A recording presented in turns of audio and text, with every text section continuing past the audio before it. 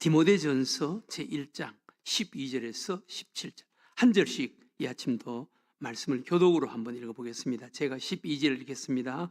나를 능하게 하신 그리스도 예수 우리 주께 내가 감사함은 나를 충성되이 여겨 내게 직분을 맡기심이니 내가 전에는 비방자요 박해자요 폭행자였으나 도리어 긍휼을 입은 것은 내가 믿지 아니할 때에 알지 못하고 행하였습니다. 우리 주의 은혜가 그리스도 예수 안에 있는 믿음과 사랑과 함께 넘치도록 풍성하였도다. 미쁘다 모든 사람이 받을 만한 이 말이여 그리스도 예수께서 죄인을 구원하시려고 세상에 임하셨다 하였도다. 죄인 중에 내가 괴순이라.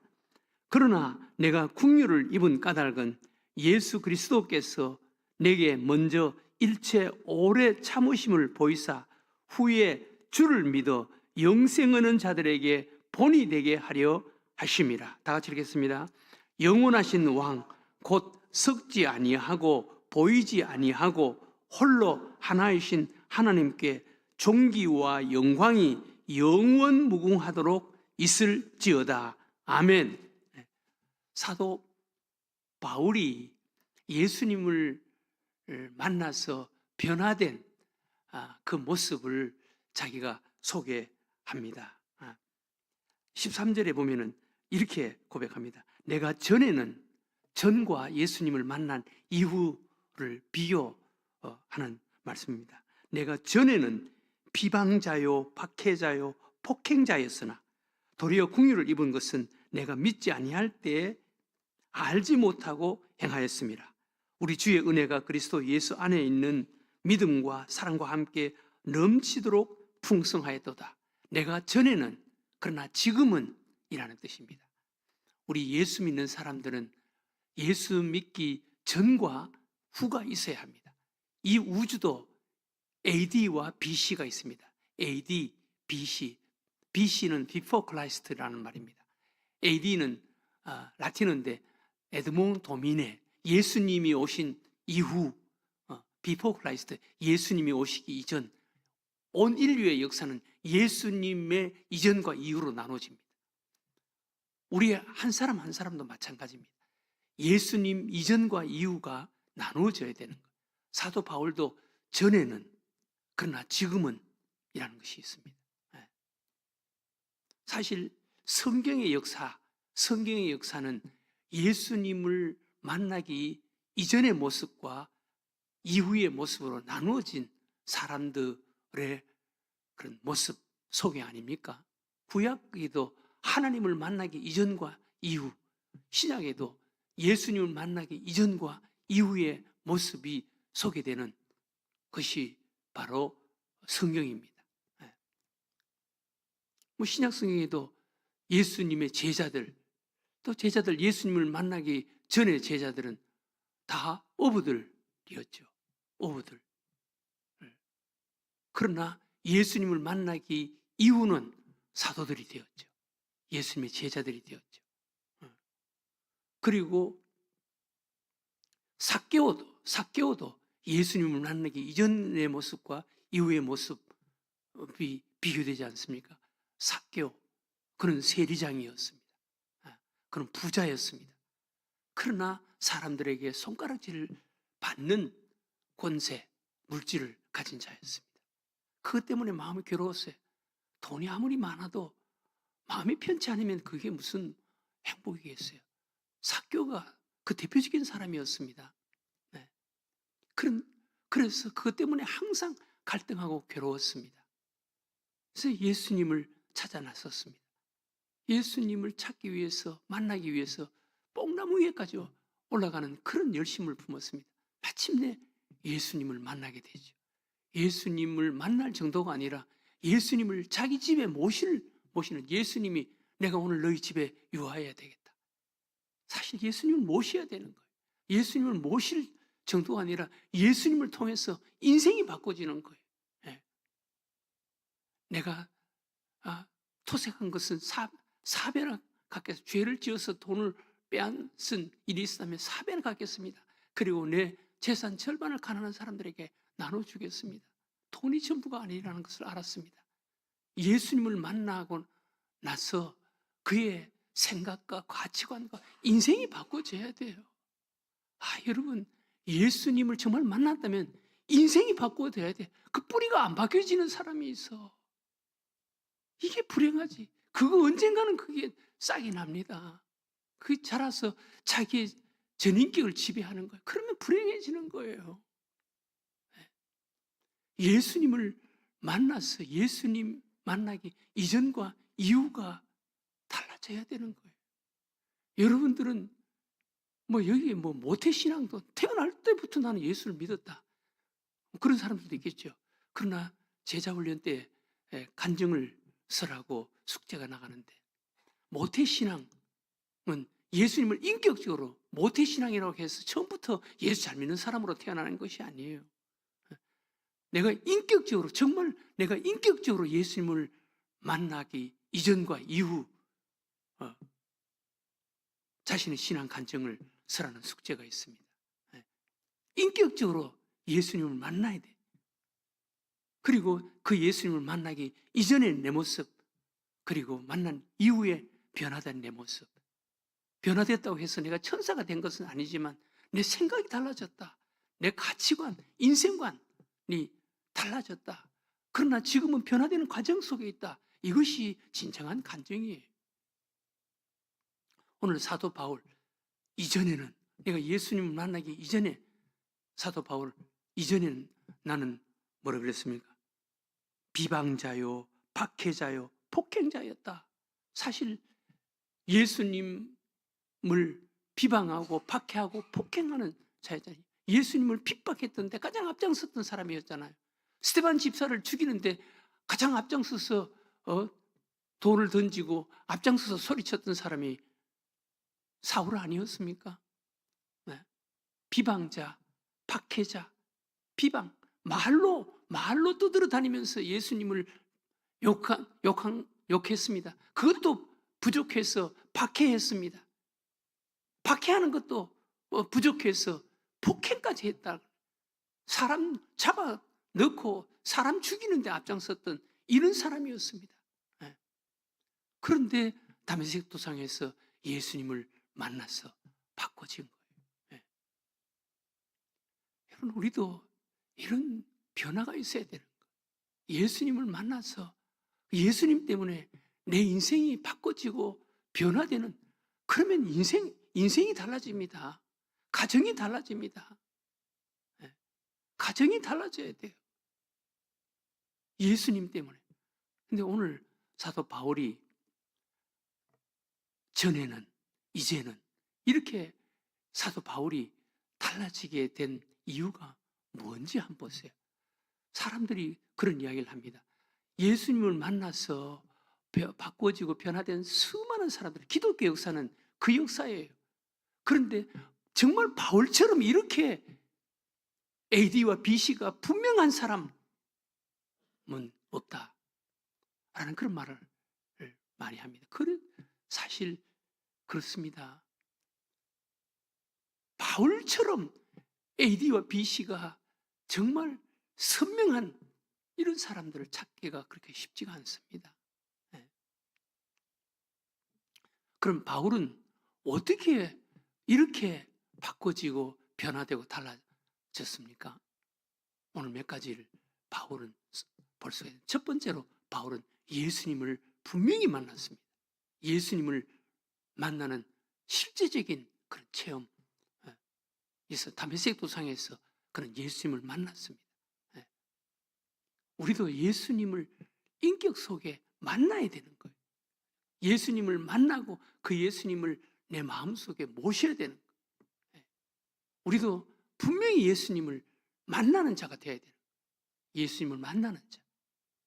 그리고 그 예수님을 내 마음속에 모시는 자가 되어야 되는 거예요. 인격적으로 예수님을 만나는 자가 되어야 돼요. 두 번째, 오늘 여기 보면은 사도 바울은 예수님의 은혜를 알았습니다. 예수님을 알았습니다. 예수님, 그분이 어떤 분이라는 것을 알았습니다. 예수님, 그분은 하나님이시다. 그 하나님이 인간의 몸을 가지고 이 땅에 오신 분이시다. 예수님을 알았습니다. 예. 그리고 그 예수 그리스도 그분이 우리 인간의 죄를 위해서 하나님이신 그분이 죄 없는 인간의 몸을 가지고 이 땅에 와서 우리의 영원한 속죄 양이 되어 주셨다. 완전하고 온전하고 영원한 속죄 양이 되어 주셨다.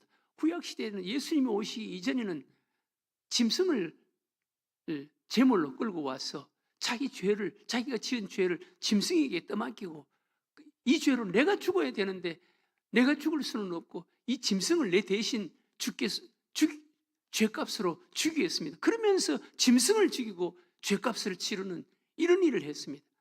죄를 지을 때마다 짐승에게 그 죄를 떠넘겼습니다. 그런데 우리 예수님은 완전하고 온전하고 영원한 속죄 제물, 영원한 속죄 양이 되셔서 우리 인간의 죄를 위해서 십자가에서 죽어주신 것이, 죄값을 치러주신 것입니다. 예수 그리스도를 믿는 자는 그 예수님의 구속의 은혜, 죄값을 치러주신 그 공로를 우리에게 적용시켜서 하나님께서 우리 죄를 용서해 주시고 우리를 의롭다라고 인정해 주시고 하나님의 자녀 삼아 주시는 거예요. 사도 바울은 이것을 알았습니다. 예수님이 이런 분이라는 것을 알았습니다. 그래서 이제는 나는 예수님의 이 복음을 위해서, 예수님의 십자가 복음을 위해서 내가 살아야 돼. 이 예수님을 만나는 사람은 바꿔집니다. 변화됩니다. 그 다음 사도 바울은 예수님의 은혜를 안 거예요. 예수님의 은혜를, 나는 예수를 따라다니면서 괴롭혔는데 예수님이 나를 앞으로 충성되이 여겨서 충성할 것을 아시고 나를 불러서 영광스러운 사도의 직분을 맡겨주셨다. 하나님께서 우리들에게 직분을 맡겨주신 것은 하나님께서 그 직분에 합당한 자로 살 것을 믿고 우리에게 그 직분을 맡겨주신 거예요. 그냥 맡겨준 게 아니에요. 사도 바울은 예수님의 그 은혜를 안 거예요. 예수님이 나 같은 자를 불러주셨다. 나 같은 자를 불러주셔서 나 앞으로 충성되이 여겨서 나에게 직분을 맡겨주셨다. 직분을 맡겨주셨다. 예수님의 은혜를 아는, 우리 예수 믿는 사람들 은혜를 알아야 돼요. 은혜를 알아야 돼요. 은혜 모르는 사람들은요, 그건 진정한 그리스도인이 아니에요. 우리는 은혜를 아는 자가, 나의 나대 사도 바울만큼 은혜를 많이 이야기하는 사람이 없습니다. 나의 나된 것은 다 하나님의 은혜였다. 다 하나님은 은혜 앞에 감격하고 은혜 앞에 눈물을 흘리고 은혜 안에 살아간 사람이 사도 바울이었습니다. 은혜를 아는 자가 돼야 되는 거예요. 또 사도 바울이 이렇게까지 변화될 수 있었던 것은 고난 속에서 늘 다듬어지고 만들어지고 변화되는 이런 은혜가 있었습니다. 사도 바울은 고난 속에서 그 고난이 자기를 방해하거나 막거나 하는 그런 도구로 만들지 않고 고난을 자기 인생의 디딤돌로, 자기 인생의 하나님을 체험하는 그런 은혜로 삼았습니다. 모든 고난을 그 하나님의 은혜를 체험하는 그런 도구로 삼았습니다. 가장 대표적인 것이 사도 바울의 인생의 치명적이고 결정적인 것이 바울의 육신의 가시였습니다. 그런데 그 육신의 가시, 그 가시도 사도 바울은 은혜의 도구로 만든 거예요. 은혜의 도구로. 육신의 가시 때문에 낮아졌고 겸손해졌고 하나님 앞에 엎드리고 눈물 흘리고 기도하고, 그래서 육신의 그 가시는 해결되지 않았지만 하나님으로 내가 강해졌다. 하나님으로 강해졌다. 하나님의 은혜로 강해졌다. 나는 이제 이거 불평하고 원망하지 않을 거야. 나 이거 오히려 자랑할 거야. 감사할 거야. 육신의 가시, 자신의 인생에 가장 고통스럽고 괴로웠던 그 문제도 은혜의 통로로 만드는 거예요. 여러분, 우리도 우리 삶 속에 힘들고 어려운 그런 문제가 있었다면 은혜의 통로로 만드는, 은혜의 디딤돌로 만드는 자가 돼야 돼요. 이게 예수 믿는 사람의 특징이고 축복입니다. 예. 저도 만약 제가 목회 10년만 남았으면 아마 제가 다른 모습으로 목회를 할 수 있을 텐데, 제가 목회 지금 이제 이 사역의 마무리가 돼갈 때 하나님께서 이게 교회구나, 이게 사람이구나 라는 것을 경험하게 만들어 주시더라고요. 제가 앞으로 10년만 남았으면 아마 우리 교회에 다르게 제가 목회할걸요. 예. 사도 바울은 자기 인생에 어떤 고난이든 그 고난을 하나님을 만나는 기회로 만든 거예요. 하나님을 만나는 기회로. 은혜의 통로로 만든 거예요. 여러분, 역사 속에 수많은 위대한 사람들, 그 인생의 그 고난을 이렇게 선용했습니다. 허버트라는 사람은 이런 말을 했습니다. 폭풍은 참나무 위에 뿌리를 한층 더 깊이 뻗어가도록 만들어준다. 토마스 칼라일은 약한 자의 길에서 장애물이었던 것이 강한 자의 길에서는 오히려 디딤돌이 된다. 세일즈맨에서부터 시작해서 큰 기업가가 된 엘머 레트맨이라는 기업가는 진정한 판매는 거절당할 때부터 시작된다. 고난에서부터 시작된다는 거예요. 고난을 선용하는 자로 만들었습니다. 그래서 사도 바울은 전에는, 그리고 지금은 이 기준이 선명한 그런 대표적인 사람으로 우리들에게 보여주시는 거예요. 오늘 이 아침 기도했으면 좋겠습니다.